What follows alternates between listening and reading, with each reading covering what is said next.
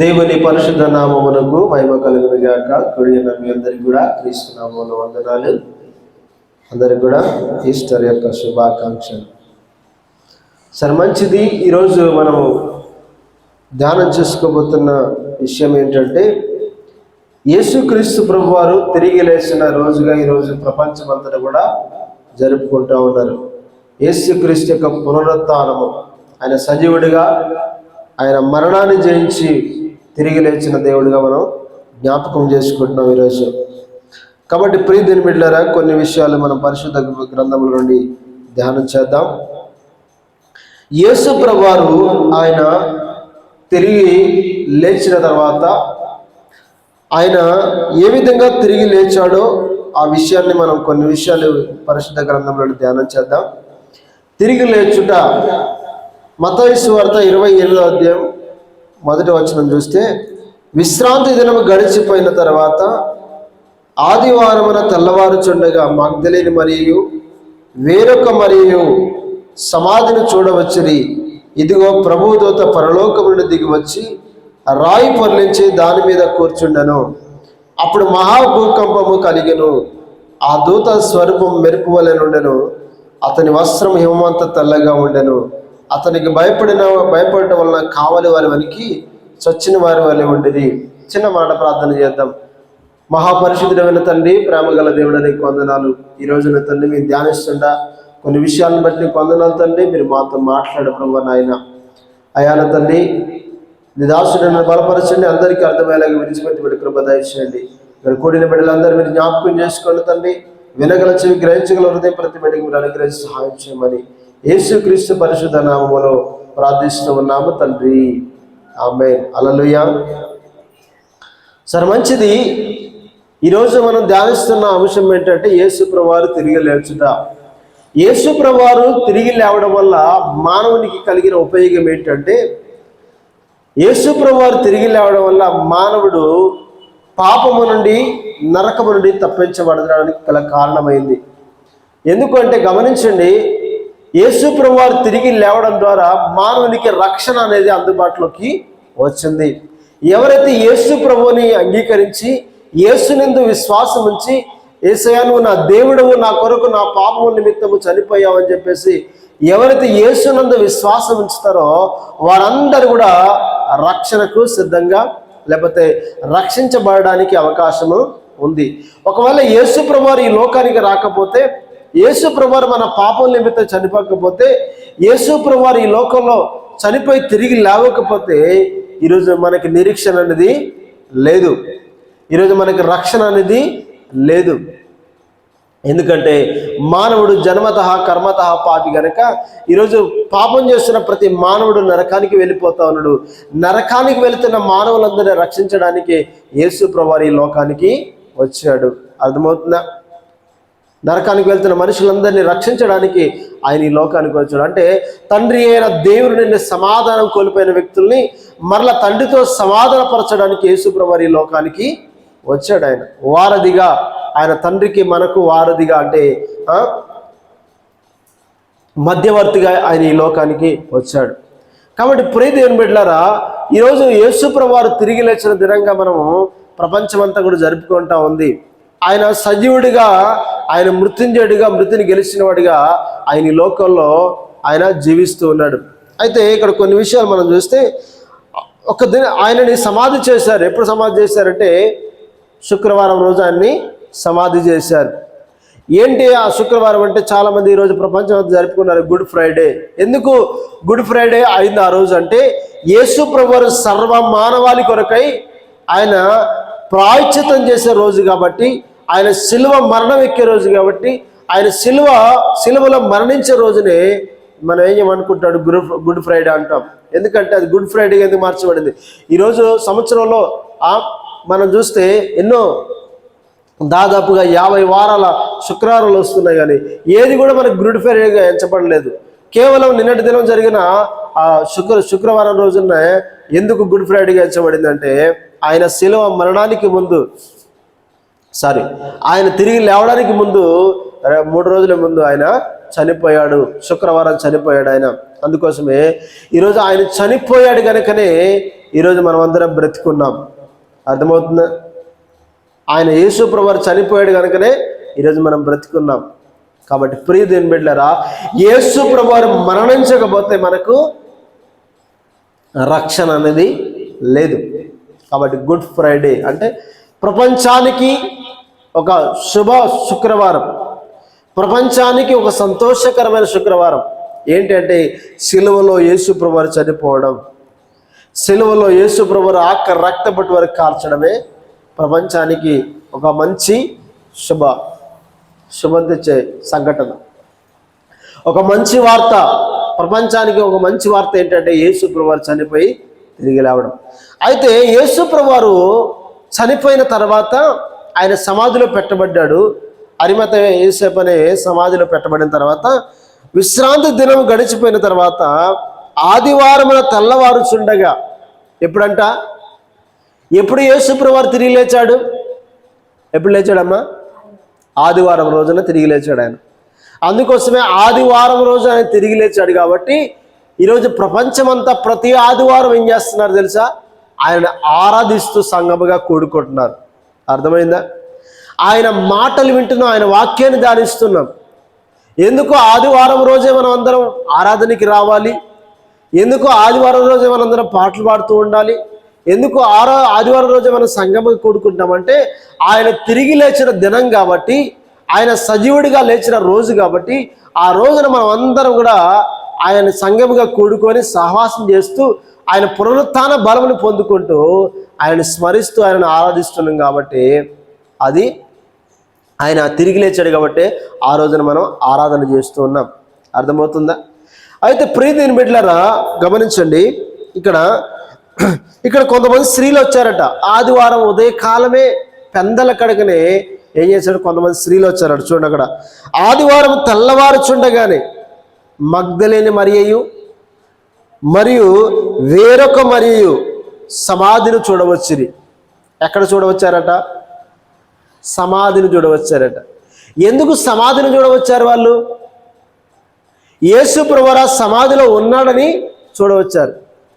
యేసు ప్రభువారు పాతిపెట్టి 3 దినాలు అవుతుంది. యేసు ప్రభువారి శరీరం ఎలా ఉందో ఒకసారి వెళ్ళి సుగంధ ద్రవ్యాలు పూద్దాం ఆయన శరీరానికి, ఆయన బాడీ అంతా కూడా సెంటు చల్దాం.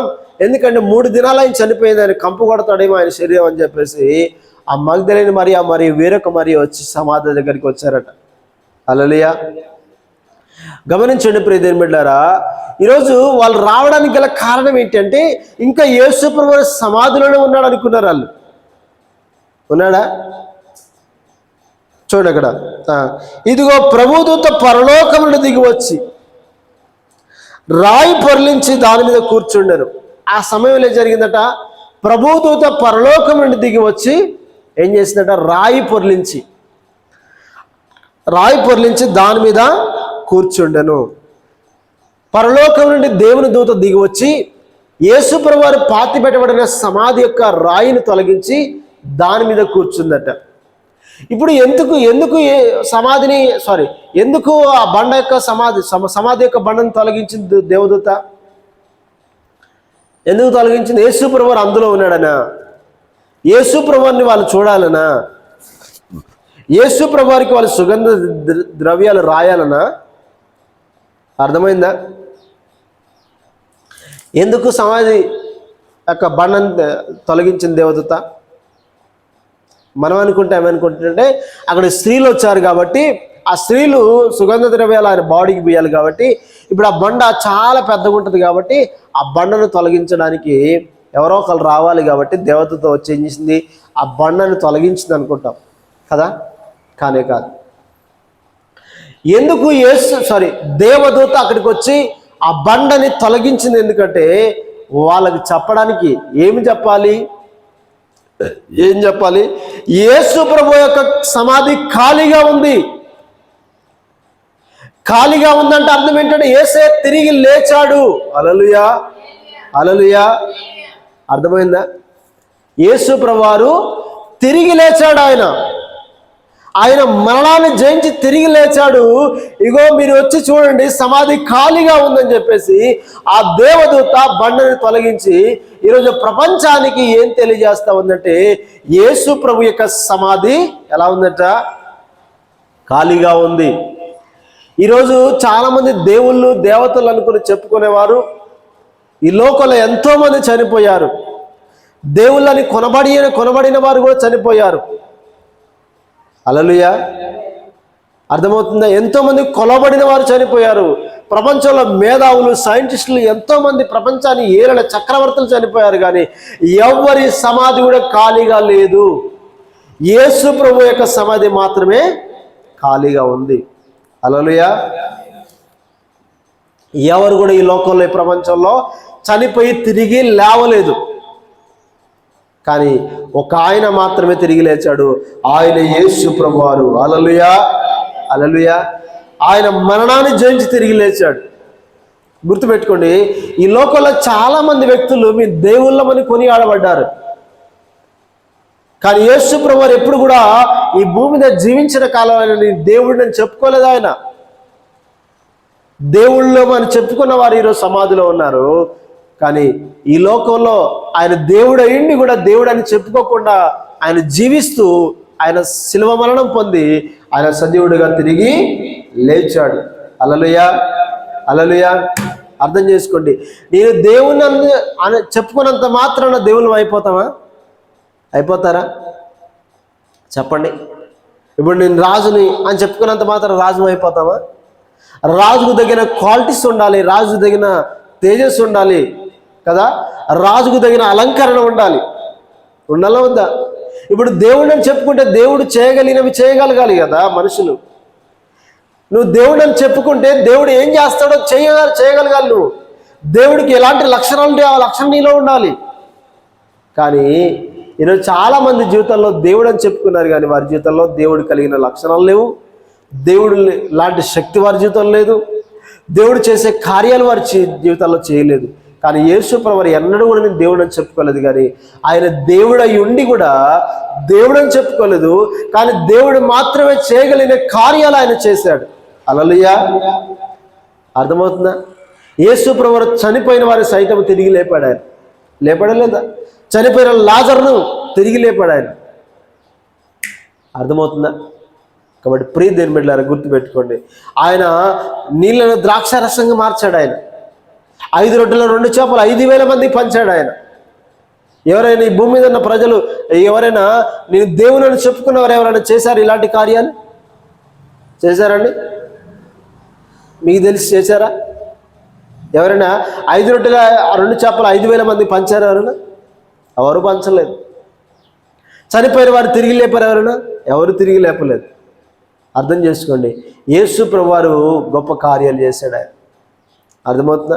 ఎంతోమంది రోగుల్ని సైతము, అర్థమవుతుందా, చనిపోయిన వ్యక్తులను ఆయన తిరిగి లేపాడు. ఆయన పాడపై మోసుకుపోతున్న చంటి బిడ్డల్ని ఆయన తిరిగి లేపాడు. ఆయన అర్థమవుతుందా?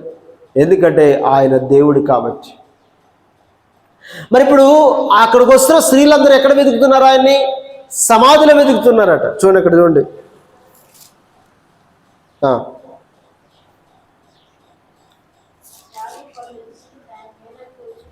రాయి పొరలించి దాని మీద కూర్చుండెను. అప్పుడు మహాభూకంపము కలిగను. ఆ దూత స్వరూపం మెరుపు వలె ఉండెను. అక్కడ మహాభూకంపం కలిగిందట. ఎప్పుడైతే రాయి దొర్లించబడిందో అక్కడ మహాభూకంపం కలిగిందట. కలగ్గానే ఏం జరిగిందంటే ఆ దూత స్వరూపం అంట ఎలా ఉందట? మెరుపు వలె ఉందట. అతనికి వస్త్రం ఏమంతా తెల్లగా ఉండెను. అతనికి భయపడటం వలన కావలి వారు వనికి చచ్చిన వారి వలె నుండిరి. దూత ఆ స్త్రీలను చూసి మీరు భయపడకుడి అంటుంది. హల్లెలూయా. అక్కడ కావలి వారు ఉన్నారట. యేసు సమాధి దగ్గర ఎవరున్నారట? కావలి కాసేవారు ఉన్నారట. కావలి కాసేవారు వెంటనే ఆ దూతను చూడగానే ఒక్కసారిగా వాళ్ళు చచ్చిన వారి వలె పడిపోయారట. ఎలా పడిపోయారట? చూడండి, ఆ దూతని మాత్రమే చూడలేకపోయారు వాళ్ళు. కేవలం దూతనే చూడలేకపోయారు. రేపు ఒక దినాన యేసు ప్రభువుని ఎలా చూడగలమండి మనం? యేసు ప్రభు ఎదుట ఎవరు నిలబడగలరు? అర్థమవుతుందా? ఆ దూత ఎదుట నిలబడలేక సైనికులందరూ ఒక్కసారిగా చచ్చిన వారి వల్లే పడిపోయారట. మరి సర్వోన్నతుడైన దేవుడు, సృష్టికర్త అయిన దేవుడు, కొన్ని కోట్ల సూర్యుల కంటే మహా తేజస్సు గల దేవుని ఎదుట మనం ఎలా నిలబడగలం? ఈరోజు నిలబడే అర్హత మనకుందా? ఈరోజు ఆయన ఎదుట నిలబడగలాలంటే ఖచ్చితంగా పరిశుద్ధులుగా ఉండాలి, నీతిమంతులుగా జీవించాలి. అలాంటి వారు మాత్రమే, యథార్థవంతులుగా ఉన్నారు మాత్రమే ఆయన ఎదుట నిలబడగలగరు. హల్లెలూయా, నిలబడగలరు. అర్థమవుతుందా? కాబట్టి ప్రియ దేవుని బిడ్డలారా, ఈరోజు వాక్యాన్ని మీరు ధ్యానిస్తున్న మనం అందరం కూడా గుర్తుపెట్టుకోవాలి. ఇక్కడ చూడండి, ఇక్కడ త్వరగా ముగిస్తాను. స్త్రీలను చూచి మీరు భయపడకుడి, సిలువ వేయబడిన యేసును మీరు వెతుకుచున్నారని నాకు తెలియను. ఆయన ఇక్కడ లేడు, తాను చెప్పినట్టే ఆయన లేచి ఉన్నాడు. హల్లెలూయా, హల్లెలూయా. ఏంటట? మీరు సిలువ వేయబడిన యేసును వెతుకుచున్నారు. మీరు ఏమాత్రం భయపడకండి, ఆయన ఇక్కడ లేడు, ఆయన లేచి ఉన్నాడు. హల్లెలూయా. ఆయన ఎక్కడ లేడు? యేసు ప్రభువారు ఎక్కడ లేడు? సమాధిలో లేడు. ఆయన తిరిగి లేచాడు ఆయన. కాబట్టి మీరు ఆయన సమాధిలో వెతక్కండి అని చెప్పేసి వారితో మాట్లాడుతుంది దూత. అర్థమవుతుందా? ఈరోజు యేసు ప్రభువారు చనిపోయి తిరిగి లేచాడు ఆయన. అర్థమవుతుందా? కాబట్టి తిరిగి లేచిన సజీవుడు మనల్ని కూడా ఆయన తిరిగి లేపగలడు. ఆయన చనిపోయిన మనల్ని కూడా ఆయన తిరిగి లేపగలడు. ఎవరైతే ఆయన యందు విశ్వాసం ఉంచి ఆయన నమ్ముకుంటారో, ఆయన నామములో బాప్తిసం పొందారో, ఆయన చనిపోయిన కూడా వారందరి కొద్దినాన ఆయన కూడా తిరిగి లేపగల సజీవుడు ఆయన. కాబట్టి ఈరోజు దూత ఆ స్త్రీలతో ఉంటుంది, భయపడకుడి, భయపడకుడి. ఆయన చెప్పినట్టుగానే కూడా మాట చూడండి, అక్కడ అంటున్నాడు, తాను చెప్పినట్టుగానే ఆయన లేచి ఉన్నాడు. హల్లెలూయా. ఏమని చెప్పారట ఆ మాట? యేసు ప్రభువారు చెప్పాడు చనిపోకముందు. యేసు ప్రభువారు చెప్పాడట చనిపోకముందు, ఇదిగో నేను ఒక దినాన, 3వ దినాన తిరిగి లేస్తానని చెప్పాడట. చూడండి, అక్కడ కొన్ని విషయాలు చూద్దాం. మీరు చాలాసార్లు ఈరోజు ఆయన చెప్పిన మాటల్ని వాళ్ళు మరిచిపోయారు. ఎవరు మర్చిపోయారు?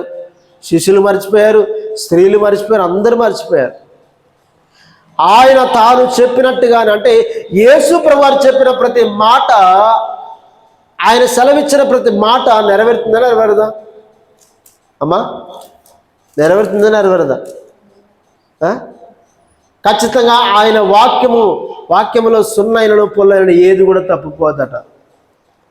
నెరవేర్చబడకుండా ఏది కూడా తప్పిపోదు. యేసు ప్రభువారు ఏం చెప్పాడో అది ఖచ్చితంగా జరుగుతుంది.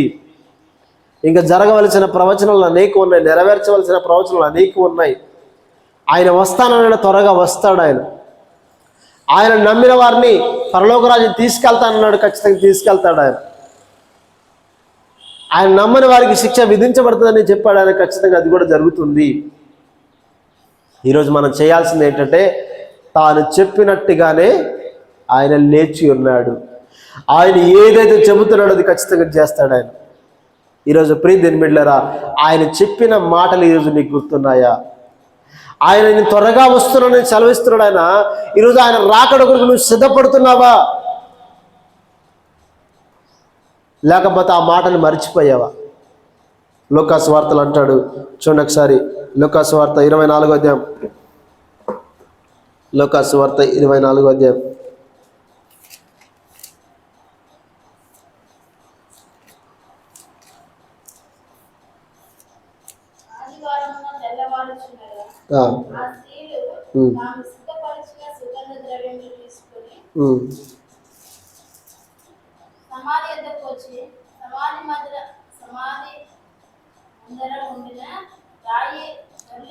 ఒక్క నిమిషం 7వ వచనం చదువుదాం.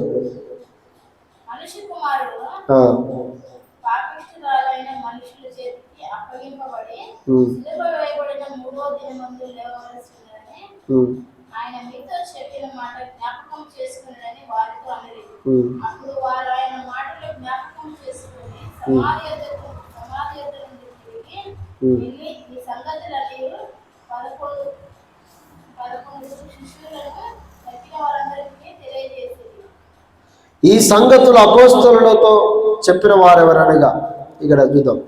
చూడండి ప్రియదేని బిడ్డలారా, ఇక్కడ ఏమంటున్నాడంటే ఆయన చెప్పిన మాటలను మీరు జ్ఞాపకం చేసుకోండి, ఆయన తిరిగి లేస్తానన్నాడు కదా. ఒకసారి మరి చూద్దాం ఎప్పుడు చెప్పాడు ఒక మాట. మత్తయి సువార్త 12వ అధ్యాయం 40వ వచనం. మత్తయి సువార్త 12వ అధ్యాయం 40వ వచనం చూడండి ఒకసారి ఒక మాట ఏమంటాడు అక్కడ.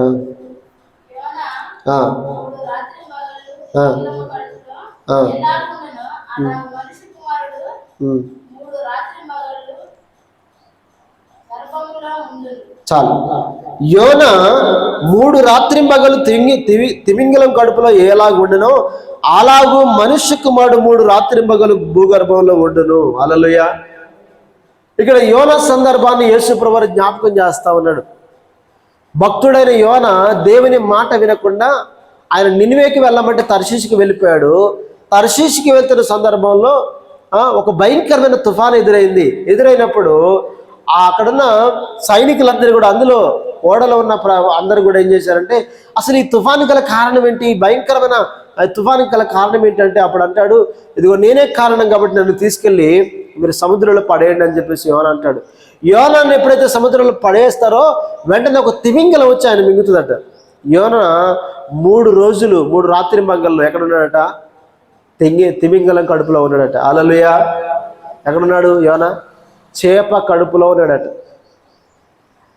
ఎంత దౌర్భాగ్యమైన పరిస్థితి కదా. ఈరోజు చేపను తవ్వుతుంటేనే ఒక 1/2 కిలోమీటర్ ఏమొచ్చేస్తుంది. మనం ఇక్కడ తవ్వుతున్నాం, మన చుట్టుపక్కల ఇళ్ళల్లో అందరికి ఇక్కడ ఏమొస్తుంది? స్మెల్ వస్తుంది కదా, చేపల వాసన వస్తుంది కదా, నీసు వాసన వస్తుంది కదా. అవునా? మనం తవ్వేసినంతా కూడా చెత్త అంతా చూస్తే ఎలా ఉంటుంది అక్కడ? భయంకరంగా వాసన వస్తుంది. మరి అట్లాంటి వాసన వచ్చిన ప్లేస్ అది తవ్వేస్తేనే అలా వాసన వస్తే, మరి యోన 3 రోజులు అన్నాడంటే ఎంత వాసన భరించాడో, ఎంత సెంటు భరించాడో. 3 రాత్రింబగళ్ళంట ఎక్కడున్నాడట? తిమింగలం కడుపులో ఉన్నాడట. దానికి కారణం ఏంటి తెలుసా? దేవుని మాట వినకుండా పారిపోతున్నాడు కాబట్టి దేవుడు తీసుకెళ్ళి చేప కడుపులో వేసి ఆ భయంకరమైన స్మెల్ అంతా కూడా 3 రోజులు స్మెల్ వాసన చూసినట్టు చేశాడు దేవుడు. హల్లెలూయా. దాన్ని తట్టుకోలేక దానికి ఇబ్బంది పడి ప్రార్థన చేసే, దేవా నన్ను విడిపించాను. కానీ 3వ రోజున ఆ చేప ఆ సముద్రపు ఒడ్డును తీసుకెళ్ళి వచ్చి ఉమ్మి వేసి వెళ్ళిపోతుంది. హల్లెలూయా. హల్లెలూయా. అర్థమైందా? 3వ రోజున ఆయన బయటకు వచ్చేస్తాడు. అదే యేసుప్రభువు చెప్తున్నాడు ఏంటంటే, ఇదిగో యోన ఏ విధంగా అయితే 3 రాత్రింబగళ్ళు తిమింగలపై కలుపులో ఉన్నాడో, మనుష్య కుమారుడు కూడా 3 రాత్రింబగళ్ళు భూగర్భంలో ఉంటాడని చెప్పాడు. 3వ రోజున నేను తిరిగి లేస్తానని ఇండైరెక్ట్గా చెప్పాడు ఆయన. మరి ఆ రోజు చెప్పిన మాటని ఈరోజు వాళ్ళు గుర్తుంచుకున్నారా, మర్చిపోయారా?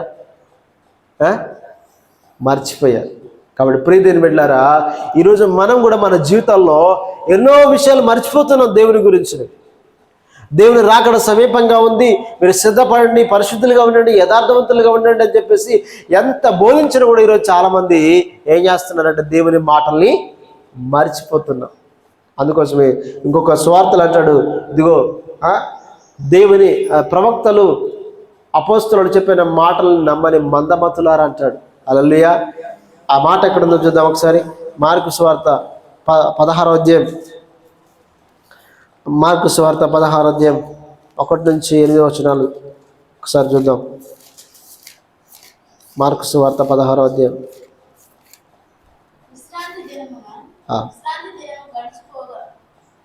గడిచిపోగానే మగ్దలేని మరియయు యాకోబు తల్లి అయిన మరియయు సలోమి వచ్చి ఆయనకు పూయవలెనని సుగంధ ద్రవ్యములు కొనిరి. వారు ఆదివారం వెన్నెలకడ లేచి ఒక్క నిమిషం. యోహాను సువార్త 20వ అధ్యాయం.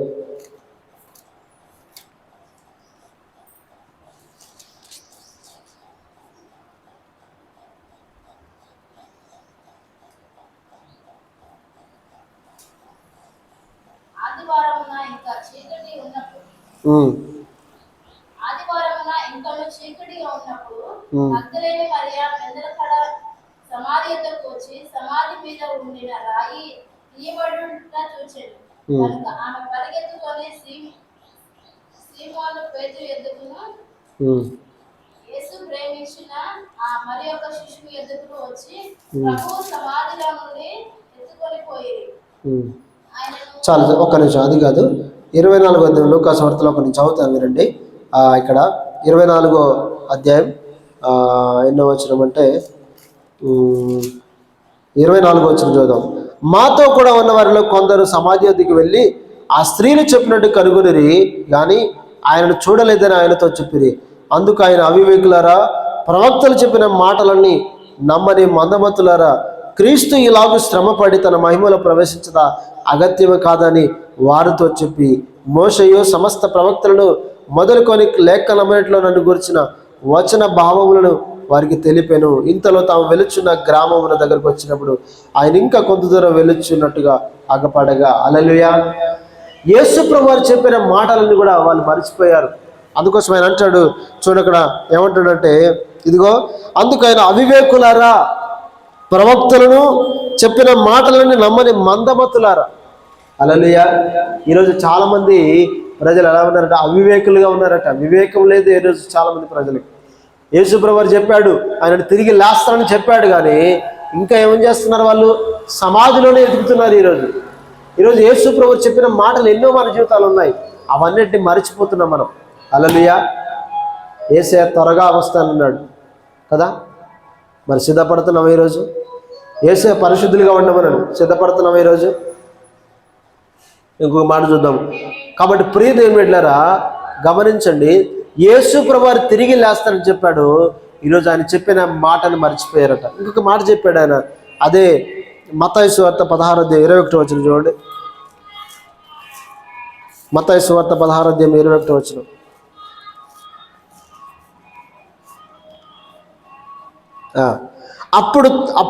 అప్పటి నుండి తాను యెరూషలేమునకు వెళ్ళి పెద్దల చేతను ప్రధాన యాజకుల చేతను శాస్త్రుల చేతను అనేక హింసలు పొంది చంపబడి 3వ దినమున లేచుట అగత్యమని యేసు తన శిష్యులకు తెలియజేయ మొదలు పెట్టగా హల్లెలూయా.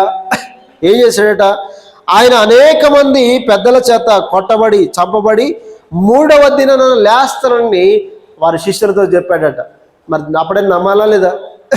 యేసు ప్రభువు ఆల్రెడీ తిరిగి లేచి ఉంటాడు అని చెప్పేసి నమ్మకుండా ఏం చేస్తున్నాడంటే, అరే సమాధిలో ఉన్నాడు లేచి చూద్దామని చెప్పేసి పేతురు పరిగెత్తి మన సమాధి అంతా చూస్తాడు. ఆయన అక్కడ నారబట్టలు తప్ప ఏమి ఉండవు. అక్కడ ఈ స్త్రీలేమో సుగంధులు పోద్దామని వాళ్ళు వెళ్తుంటారు అక్కడికి, అక్కడ సమాధి తప్ప ఏమీ ఉండదు. ఎందుకంటే యేసు ప్రభువు తాను చెప్పినట్టుగానే ఆయన తిరిగి లేచాడు. కాబట్టి యేసు ప్రభువు ఏం చెప్పాడో అది ఖచ్చితంగా నెరవేరుతుంది. కాబట్టి ప్రియ దేవుని బిడ్డలారా, ఈరోజు మనం చేయాల్సింది ఏంటంటే యేసు ప్రభువారిని మనం జ్ఞాపకం చేసుకోవాలి, ఆయన మరణాన్ని మనం ప్రచురించాలి. ఆయన రాబోతున్నాడు, త్వరగా రాబోతున్నాడు. కాబట్టి ఈ భూమి అంతా అంతం కాబోతుంది. ఇదిగో ఈ భూమి మీద మనుషులందరూ కూడా ఒక దినాన లేకుండా పోబోతున్నారు. కాబట్టి దయచేసి ప్రజలారా, దేవుని జనాంగమా, యేసుక్రీస్తుని అంగీకరించండి, నరకమును తప్పించబడని చెప్పేసి ఈరోజు మనం అనేకులకు దేవుని స్వార్థని, దేవుని మాటలను తెలియజేయాలి. అందుకోసం ఆయన చెప్పాడంటే, మీరు సర్వసృష్టికి వెళ్ళండి, సమస్త జనులు నాకు శిష్యులుగా చేయండి. నమ్మి బాప్తిసం పొందిన వాడు రక్షించబడును, నమ్మని వారికి శిక్ష విధించబడును. హల్లెలూయా. ఈరోజు మనం ఏం చేయాలంటే అనేకులకు ప్రకటించాలి, అనేకులకు తెలియజేయాలి. యేసు ప్రభువు సజీవుడిగా తిరిగి లేచాడు ఆయన, యేసు ప్రభువు మరణాన్ని జయించాడు ఆయన. ఈరోజు నువ్వు చనిపోయినా కూడా నువ్వు తిరిగి లేస్తావు, ఒక దిన ఆయన రాబోతున్నాడు. ఇదిగో నువ్వు నరకం తప్పించబడాలంటే, నిత్య జీవాన్ని నువ్వు సంపాదించుకోవాలంటే యేసుని అంగీకరించు అని చెప్పేసి ఈరోజు మనం అనేకులకు తెలియజేయాలి. నమ్మిన వాడు ఏం చేయబడతాడట? రక్షించబడతాడు. నమ్మని వారికి శిక్ష విధించబడుతుంది. హల్లెలూయా. ఈరోజు మనం ఏం చేయాలమ్మా? యేసు ప్రభు యొక్క మరణ స్వార్థని అనేకులకు తెలియజేయాలి. యేసు ప్రభు యొక్క జనన మరణ స్వార్థ, జనన మరణ పునరుత్థానం గురించి అనేకులకు తెలియజేసి అనేకులు ప్రభు రాకడ గురించి సిద్ధపరచాలి. మనం ఈరోజు మనం చేస్తున్నామా? హల్లెలూయా. చేస్తున్నామా? యేసయ్య త్వరగా రాబోతున్నాడట, వస్తున్నానని చెప్పున్నాడు ఆయన. ఇదిగో నేను త్వరగా వస్తున్నానని చెప్పాడు ఆయన. మీరు సిద్ధపడండి చెప్పాడు ఆయన. ఈరోజు ఎంతమంది సిద్ధపడుతున్నారు? ఎంతమంది ఆయన కొరకు ఎదురు చూస్తున్నారు? ఆయన వస్తాడని ఎంతమంది జ్ఞాపకం ఉంది? ఈరోజు ఆయన వస్తాడు అని జ్ఞాపకం ఉంటే ఈరోజు మందిరాలు ఖాళీగా ఉంటాయా? ప్రజలు నిర్లక్ష్యంగా ఉంటారా? ప్రజలు అజాగ్రత్తగా ఉంటారా? ఈరోజు చాలామంది శిష్యులు ఎట్లయితే అవివేకులుగా మందమతులుగా ప్రవర్తించారో, దేవుడు చెప్పిన మాటలు మర్చిపోయారో, ఈరోజు చాలామంది క్రైస్తవులు ఏ రోజు వాక్యం ఆ రోజు మర్చిపోతున్నారు. అర్థమైందా? అందుకోసమే వారి జీవితంలో భారం లేదు, భక్తి లేదు, దైవభయం లేదు, వారి జీవితంలో క్రమమైన జీవితం లేదు వారి జీవితంలో.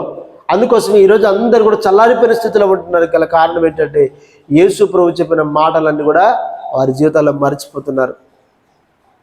కాబట్టి అక్కడ అన్నాడు దూత, ఆయన తాను చెప్పినట్టుగానే లేచి ఉన్నాడు. ఆయన ఏదైతే చెప్పాడో అది ఖచ్చితంగా నెరవేరుస్తాడు ఆయన. కాబట్టి ప్రియ దేవుని బిడ్డలారా, ఈరోజు మన జీవితంలో ఏమైనా ఆయన మాటలు నెరవేర్చబడుతున్నాయా? ఆయన మాట ప్రకారం మనం జీవించడానికి సిద్ధపడుతున్నామా? ఈరోజు ఎన్నో ప్రవచనాలు ఉన్నాయి జరగవలసినవి, దేవుని రాకడకు సూచనలు ఎన్నో రాయబడ్డే పరిశుద్ధ గ్రంథంలో. ఈరోజు అవన్నీ చూస్తూ ఏసే త్వరగా రాబోతున్నాడని నిరీక్షణ కలిగి ఉంటున్నారా? ఏసే త్వరగా వస్తున్నాడని సిద్ధపడాలి, నాతో ఉన్నవారిని సిద్ధపరచాలి, ఇదిగో అనేకులకు స్వార్థ ప్రకటించాలి, భారం నా పైన ఉందని చెప్పేసి ఈరోజు ఎవరైనా ఆ భారంతో దేవుని సన్నిధికి వెళ్తున్నారా? ఎవరికి లేదా ఆ భారం? చూద్దాంలే, ఏసే వస్తాడో రాడో చూద్దాం అనుకుంటారు. ఇక్కడ శిష్యులు కూడా, స్త్రీలు కూడా అనుకుండొచ్చు, ఏసే లేచాడో లేవలేదో, ఆయన చెప్పాడు కానీ భూమి మీద ఉన్నప్పుడు అనేకమైన విషయాలు చెప్పాడు కానీ లేచి ఉన్నాడో లేదో, మరలా వెళ్ళి ఆ శవానికి ఏం చేద్దాం, ఇగో సుగంధద్రవ్యాలు పోద్దామని చెప్పేసి వారు వెళ్ళారట. ఎంత విచిత్రం అండి. హల్లెలూయా. ఆయన 17వ అధ్యాయంలో కూడా చెప్పాడు ఒక మాట, మత్తయి సువార్త 17వ అధ్యాయం 23వ వచనంలో చూడండి. అక్కడ అంటాడు 23వ అధ్యాయం 23వ వచనం, 17వ అధ్యాయం మత్తయి సువార్త 17వ అధ్యాయం 23వ వచనం. వారు ఆయనను చంపుదురు. సరే, పైన చూద్దాం. వారు గలిలయ, అదేనా చదివిదురు? ఓకే చదువు.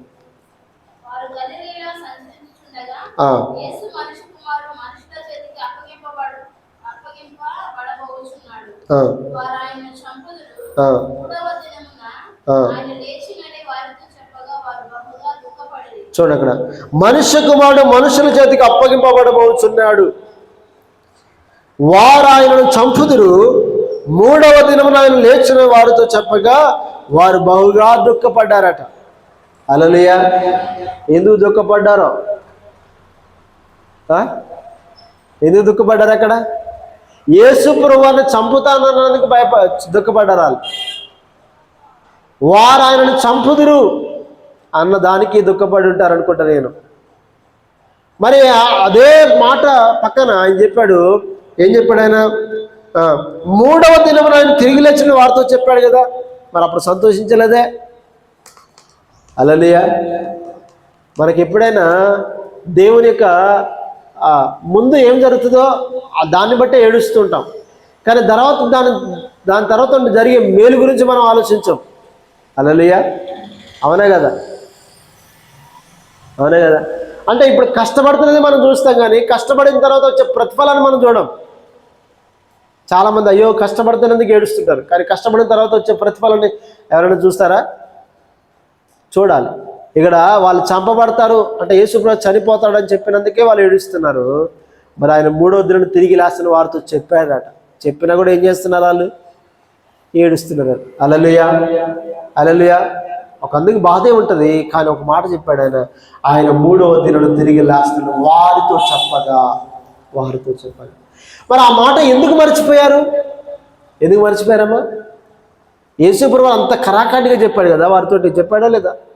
మరి ఎందుకు మర్చిపోయారు? మరలా ఇంకెందుకు ఏడుస్తున్నారు వాళ్ళు? ఇంకెందుకు సమాధులను వెతుకుతున్నారు ఆయన? ఇంకెందుకు అసలు సమాధిలో ఉన్నాడని చెప్పేసి ఆయన్ని వెతుకుతా ఉన్నారు? ఆ దూత చెప్పేంత వరకు కూడా వాళ్ళకి ఆలోచన రాలేదు. అందుకోసం ప్రభు అన్నాడు, ఇదిగో సమాధి ఖాళీగా ఉంది. ఈరోజు ప్రపంచానికి కూడా అదే మాట చెప్తున్నాడు యేసు ప్రభు. ఇదిగో నేను సజీవుడిగా తిరిగి లేచాను, సర్వ మానవాళి కొరకు రక్తం కార్చి వారందరి కొరకు నేను తిరిగి లేచాను, ఇదిగో నా సమాధి ఖాళీగా ఉందని చెప్పేసి ప్రపంచానికి ఈరోజు సవాల్ విసురుతున్నాడు ఆయన. హల్లెలూయా. యేసు ప్రభువు తిరిగి లేచడానికి ఆనవాళ్ళు ఏంటి? తెరవబడిన ఆయన సమాధి. హల్లెలూయా. ఈరోజు ప్రపంచంలో ఇప్పటికీ అది తెరవబడినట్టుగానే ఉన్నది. ఎవరి సమాధి కూడా తెరవబడినట్టుగా లేదు. కాబట్టి ఆయన మాత్రమే దేవుడు. హల్లెలూయా. ఇంకొక మాట అదే 19 అంటాడు. లాస్ట్గా చివరి మాట చెప్పి ముగిస్తాను. 19 ఆయనను అపహాసించుటకును, కొరడాలతో కొట్టుటకును, సిలువ వేయుటకును అన్యజనులకు ఆయన అప్పగింతురు. మూడవ దినమున అప్పుడు జెబెదయి కుమారుల తల్లి తన కుమారులతో ఆయన యొద్దకు వచ్చి నమస్కారం చేసి ఒక మనవి చేయబోవగా. హల్లెలూయా. ఇక్కడ చూడు, అక్కడ అంటాడు, ఆయన అపహసించుటకును, కొరడాలతో కొట్టుటకును, సిలువ వేయుటకును ఆయనను అప్పగింతురు. హల్లెలూయా. యేసుప్రభువు చెప్పాడు, కొరడాల చేత కొట్టబడడానికి, సిలువ వేయడానికి, ఆయన చంపడానికి అవకాశం ఇస్తాడు. తర్వాత రెండవది ఏంటంటే ఆయన తిరిగి లేస్తాడని కూడా దేవుడు చెప్పాడు. హల్లెలూయా, హల్లెలూయా. కాబట్టి ప్రియ దేవుని బిడ్డలారా, మన దేవుడు తిరిగి లేచిన వాడు. ఆయన త్వరగా రాబోతున్నాడు. ఇప్పుడు మనం ఏం చేయాలి ఇప్పుడంటే ఆయన రాకడ కొరకు మనం సిద్ధపడాలి. ఆయన త్వరగా రాబోతున్నాడు. మన పిల్లల్ని సిద్ధపరచుకోవాలి, మన కుటుంబాలను సిద్ధపరచుకోవాలి, మన బంధువులు సిద్ధపరచుకోవాలి, మన తోబుట్టులను సిద్ధపరచుకోవాలి, మన సమాజాన్ని సిద్ధపరచుకోవాలి. అనేకులకు యేసు ప్రభు యొక్క సువార్త గురించి తెలియజేయాలి. లేచాడు అని చెప్పుకోవడం వల్ల ప్రయోజనం లేదండి. లేచాడు, ఆయన సజీవుడు, గొప్ప దేవుడు. ఆయన మన దేవుడు మరణాన్ని జయించినవాడు, గొప్ప. అది గర్వంగా ఉంటుంది మనకి. అయినప్పటికీ కూడా ఆయన ప్రణాళిక, ఆయన ఉద్దేశం ఏంటంటే, ఇదిగో నేను సర్వమానవాళి కొరకు తిరిగి లేచాను కదా, ఈ సువార్తని అనేకులకు తెలియజేయండి, తెలియని వారందరికీ తెలియజేయండి, సిద్ధపరచండి. ఇదిగో నేను త్వరగా రాబోతున్నాను, మిమ్మల్ని మీరు సిద్ధపరచుకోండి అని చెప్పేసి ఈరోజు యేసు ప్రభువు మనందరినీ హెచ్చరిస్తూ ఉన్నాడు. కాబట్టి ప్రియ దేవుని బిడ్డలారా, ఆయన అంటాడు ప్రకటన గ్రంథంలో 22వ అధ్యాయం త్వరగా లాస్ట్గా ఆయన అంటాడు ఏంటంటే, ప్రకటన గ్రంథం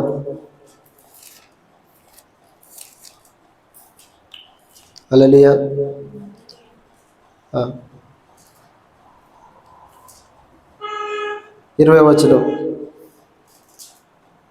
22వ అధ్యాయం 20వ వచనం. ఈ సంగతుల గురించి సాక్ష్యం ఇచ్చేవాడు అవును, త్వరగా వచ్చుచున్నానని చెప్పుచున్నాడు. ఆమేన్. ప్రభు అయిన యేసు రమ్ము. కింది వచ్చిన రోజు ఉండి అక్కడ ఏమంటుందంటే త్వరగా రమ్మని ఉంటుంది కదా, త్వరగా రమ్ము. హల్లెలూయా. కాబట్టి ప్రియ దేవుని బిడ్డలారా, యేసు ప్రభువు అంట ఆయన త్వరగా వస్తూ ఉన్నాడు, ఆయన త్వరగా రాబోతున్నాడు ఆయన.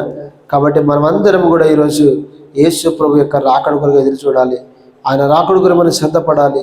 కాబట్టి ప్రియ దేవుని బిడ్డలారా, ఈరోజు మనం చేయాల్సింది ఏంటంటే యేసు క్రీస్తు యొక్క జననము, మరణము, పునరుత్థానం గురించి అనేకులకు తెలియజేసి మనం సిద్ధపడుతూ అనేకులను సిద్ధపరచాలి. ఈ మాటలు దేవుడు దీవించును గాక. అందరిని తలలో ఉంచుదాం, ప్రార్థన చేద్దాం. స్తోత్రం, స్తోత్రం, స్తోత్రం, స్తోత్రం. హల్లెలూయా, హల్లెలూయా. పరిశుద్ధుడానికి వందనాలు తండ్రి, గొప్ప దేవుడానికి స్తుతులు చెల్లిస్తున్నాం. ఆశ్చర్య కార్యాలు చేయబడడానికి స్తోత్రం నాయన. ప్రార్థన చేద్దాం అందరం కూడా. గొప్ప దేవా మీకే స్తుతులు స్తోత్రాలు చెల్లిస్తున్నాం. ఆశ్చర్య కార్యాలు చేయబడడానికి వందనాలు. కృపగల దేవుడానికి స్తుతులు చెల్లిస్తున్నాము నాయన. ప్రేమగల దేవుడానికి వందనాలు. సర్వోన్నతుడానికి స్తోత్రము చెల్లిస్తున్నాము తండ్రి. ఆరాధనకి యోగ్యుడానికి స్తోత్రము నాయన, స్తోత్రము నాయన, స్తోత్రము నాయన, స్తోత్రము నాయన. ఇదిగో నాయన, సర్వమానవాళి కొరకై కల్వరిస్తులో ఆయన మరణించి ఆఖరు రక్తపడి వారికి కార్చి ప్రభా నాయన సమాధి చేయబడి ఈరోజు తిరిగి లేచిన దేవుడా మీకే స్తోత్రము చెల్లిస్తున్నాము తండ్రి నాయన. ఇదిగో ఆయన నువ్వు చెప్పినట్టుగానే ఆయన లేచి ఉన్నావు ప్రభా తండ్రి నాయన, నీకు వందనాలు. ఆయన నువ్వు చెప్పిన ప్రతి మాట నెరవేరుతుంది ప్రభా, నీకు వందనాలు చెల్లిస్తున్నావు తండ్రి. ఇదిగో మరణమును బంధించుట అసాధ్యం కనుక మరణ వేదన తొలగించి దేవుడు యేసును లేపిరాడు ప్రభా, లేపినట్టుగా మన లేఖనంలో రాయబడుతుంది. ఎందుకంటే ప్రియదేని బిడ్డ మరణం బంధించుట అసాధ్యం, ఎందుకంటే ఆయనలో పాపము లేదు కనుక మరణం ఆయన బంధించలేదు. కాబట్టి ఆయన తిరిగి 3వ దినాన సర్వ మానవాళి కొరకై ఆయన తిరిగి లేచాడు. ఈరోజు ఆయన విశ్వాసం ఉంచినట్లయితే